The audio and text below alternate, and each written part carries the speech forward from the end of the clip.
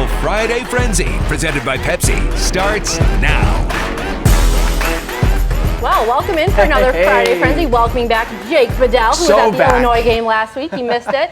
But we are through week one, an even busier week this week. Yeah, absolutely. I mean, we got double-digit games on tonight, plus we're going to unveil our next WA&D Athlete of the Week, and Mark Tupper stopped in to discuss number 11, Illinois' road game against Duke going on tomorrow. That's right. Get comfy. We got a long ride for you. Let's get right to it. We start with our WA&D matchup of the week, Mount Zion and Rochester.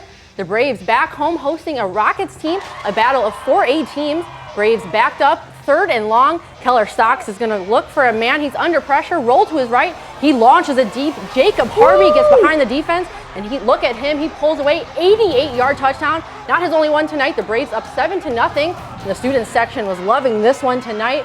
Rockets trying to get the offense going. Handoff to the gut, and Caden Stout, he'll cut back outside and down the sideline. He's finally dragged down at the 4-yard line after picking up 34 yards.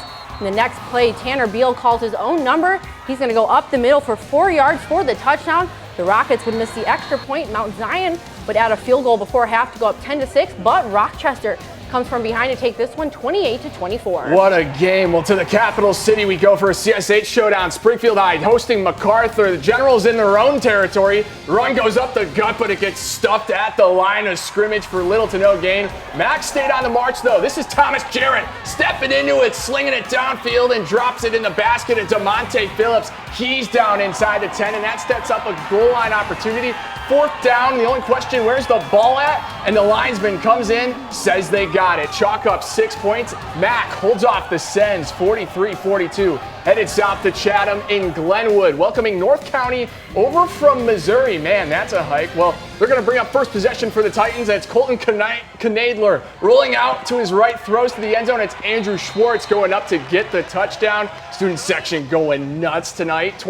North County goes and takes over, tries to go inside. They get stuck by the D-line. Back to Chatham it goes. Titans back to work, and they run play. Nope! It's a play-action pass to Blake Lane and on the slant, and he finds Pater. Glenwood wins big, 48-0 in their home opener. And in Decatur, another pair of CS8 foes, Jacksonville and Eisenhower. First possession, it's 4th and 12 for the Crimson. Jeremiah Jackson with the handoff. He gets to the outside, and it's off to the races. A nice stiff arm, and he's in for the touchdown.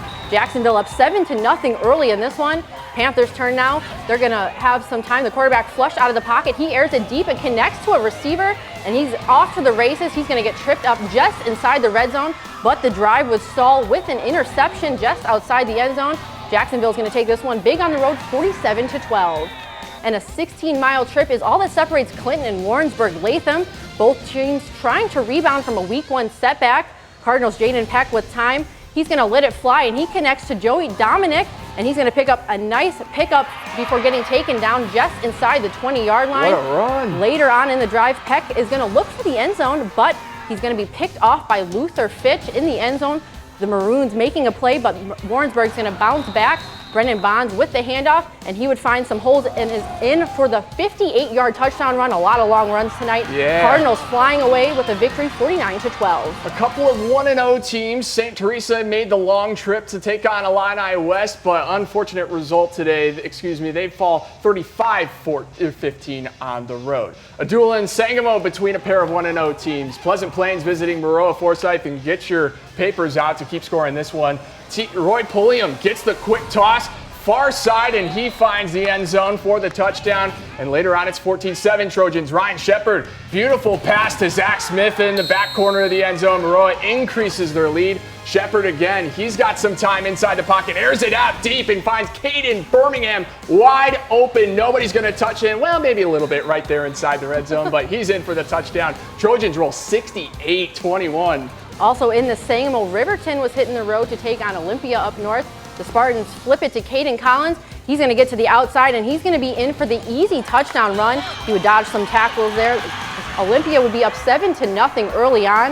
The Hawks now not phased. It's their turn. Graydon Hartlub rolls out, and he's going to find Tyler Mayer for the completion, and he's going to get into the end zone. And Riverton, though, is going to drop this one on the road, 46-20. And staying in conference, Williamsville trying to build momentum against Porta tonight. Little trick play fools us. Jackson Sanders is going to call his own number. He's going to take it up the middle into the end zone for the touchdown. And later in the quarter, Sanders is going to connect to Colin Grosshiner, middle field, but he's going to hand it off to Dalton Root, and he's gone. The Bullets are up 14-0. Williamsville rolling in this one. Matthew Miller is going to take the handoff. He goes straight up the middle, and he's going to find the end zone. Bullets roll on to win big at home, 45-8. And an always big rivalry in the Illini Prairie between Unity and Monticello, a rematch from last year's state semis. Sage's Nolan Buvenkemper connects to Drake West, and he's going to pick up 7 yards for the first down. And Unity now with the ball. Handoff to Crew Eckstein, and he's going to have a nice run for the first down before getting taken down. And later on, Dane Eisenmenger with time. He's going to find Tyler Henry, and he's going to be able to get into the end zone. Unity gets revenge on the Sages, taking this one 34-7. We go out to Tuscola, a couple of 1-0 programs. The Warriors hosting KZ Westfield. We go to John Petrie. He looks for the receiver, but gets picked off by Kevin Sullivan, and he's going to take this back the other way, chalk up 6 points, and they go up 7-0. Tuscola will shake it off. Petrie flips it outside to Dylan Graves. He dodges tackles and in for the touchdown run. But KZ takes a close one, 20-16. Tuscola playing with full hearts tonight, honoring Coach Pat Pierce, who suddenly passed away earlier this week. We go to Effingham. They're looking for a win, number 1 on the season against Mount Carmel. And look at this long play, just edging out the defender, trying to get up the sideline, and they're in for 6.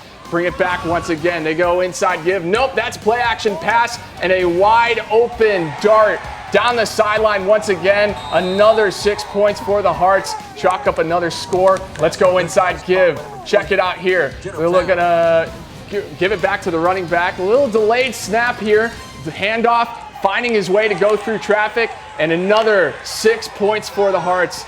35-14 as the Hearts down Mount Carmel. Checking in on some local 8-man action. Unity Christian meeting up with Blue Ridge. We go to the second corner. Lions up big. Garrett Verhecke calls his own number, gets to the outside, and he's got nothing but green grass in front of him. He's in for the score. Lions go up 36-0 and not looking back. Jaden Jackson this time with the handoff. He gets a few blocks downfield and has no one in his way, and he crosses the goal line. Unity Christian gets the big win at home, 58-14. My goodness. I mean, a lot of big scores, a lot of big runs. What kind of impressed you this week? Obviously, you didn't get to see a lot of games last week. Yeah, I know. I mean, and as much as fun as it was to go see the Illini game, nothing beats a sunset over Friday Night Lights out and over in the Springfield area, and that's where I was at this evening. I saw a lot of good plays out at Glenwood, but I think the most impressive victory today was Maroa Forsyth going and putting up big numbers against the competitive Pleasant Plains squad. But I think that Rochester won big tonight, going on the road and beating the Mount underdogs Zion in that game too. And going on the road, a hostile environment that they've been preparing for all week. So it was a big game for them too. Yeah, well, we're going to move on after the break. We're going to reveal our WAND Athlete of the Week, and is now a record-holding star. They've already had an impressive career, and their senior season is just getting started. The big reveal is coming up. But first, Glenwood Cheer Squad, sing it out for us. You're watching Friday Night